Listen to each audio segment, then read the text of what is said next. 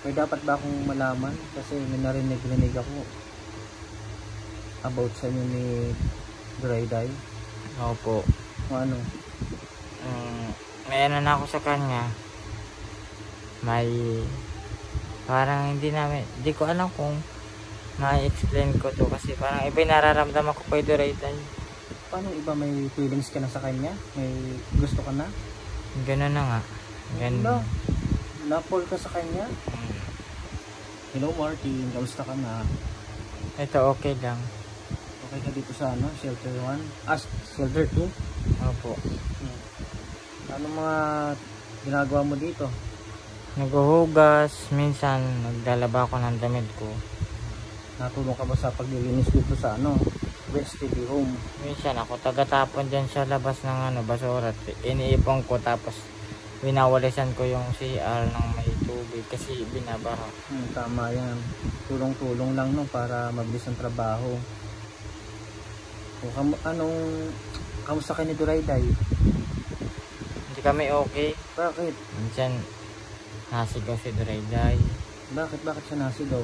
Iwan ko. Sabi niya may kinukuha daw sa kanya. Wala naman nangingialam sa gamit niya. Bakit ano daw yung kinukuha sa gamit niya? Bedsheet daw. Ayun kung may bedsheet daw siya. Ikaw ang pinagbibintangan. Lumalayo nga ako sa kanya eh. Hindi na ako nalapit. Bakit? Natatakot ka? May dapat ba akong malaman? Kasi may narinig ako about sa inyo ni Durayday. Opo. O ano? May ano na ako sa kanya. May parang hindi ko alam kung ma-explain ko to kasi parang iba nararamdaman ko kay Durayday. Paano iba, may feelings ka na sa kanya? May gusto ka na? Ganun na nga. Ganun. Ano? Na-fall ka sa kanya? Pag tinitigan niya ako, para ako na in love sa kanya. Totoo? Hindi nga niya ako minsan inihiwalayan. Gusto niya kalaging kasama. Ayaw niya ako mawala sa mata niya. Inamin mo na ba yung kay Durayday? Hindi pa.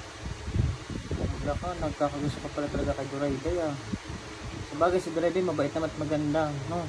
Nabait pagka ano siya, pag walang ano, sasabihin natin na sumpong. Minsan kasi dumarating po yun eh. May sumpong siya. Pero talaga may feelings ka na sa kanya? Meron na. May love ka na talaga kay Durayday ah. Tingin mo, pag umamin ka kay Durayday, ano kaya ang sasagot ni Durayday, palagay mo? Kung ano na lang sinasabi nun. Sabi nun. Pero kung normal si Durayday, may chance bang pwede mo taga siyang ligawan? Hindi ko alam po kasi kailangan ko muna siya tulungan magpagamot. Kailangan gumaling muna si Durayday. At gumaling. Makabigla naman yung revelasyon ng Martin. At kailangan ko na rin magpagaling. Bakit, may sakit ka rin ba? Sakit sa kakalimutin. Nakakatuwa si Martin, ang taba na rin. Mag-ahit ka. Opo. May pang-ahit ka pa ba? Meron po. Mag-ahit ka, huwag ka magpapano ng balbas. Pangit tignan pag may balbas. O kamusta naman yung mga bago nating alaga? Ay, ayun nga, naninibago ako ngayon. Ito nga dapat kong sasabihin sa inyo ngayon. Yung isa naninibago ako. Sinigawan ako ng isang beses. Yung isang babae. Sino nga doon? Si Tasha o si yung kamukha ni Ikay? Ayun, si Tasha pala. Tasha. Unang dating niya dito, pinakain ni Barok TV.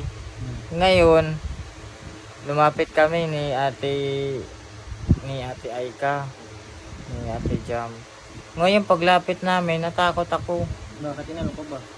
Umupo lang ako dun sa harap niya, kaming tatlo, nila Ate Jam. Ngayon nag-aano kami, interview kami kay Ate. Nagulat ako, sinagawan ako. Siyempre baka naiingayan. Maingay ba kayo? Hindi. Tinitingnan ko lang siya sa mata. Pag ganun, ikaw kayo na lang umiwas, ha? Pero pag kailangan nila ng pagkain, tubig, lalahan mo para ikaw na lang yung tumulong kala yung mga nagbabantay dito, ha? Okay. Naalala ko nga yung matanda na babae. Sino? Si nanay. Si nanay na unang Cavite. Opo. Okay na yung si nanay, nandun na sa kanyang pamilya. Si tatay, inaalagaan mo rin ba? Si tatay, ano? Ang isa doon, naiwan si tatay. Nakalimutan ko ng pangalan nun. So, mo rin siya kasi mahina maglakad doon, na-stroke yun ha. Opo. Bigyan mo lang siya ng tubig gabi-gabi kasi hindi yung makatayo.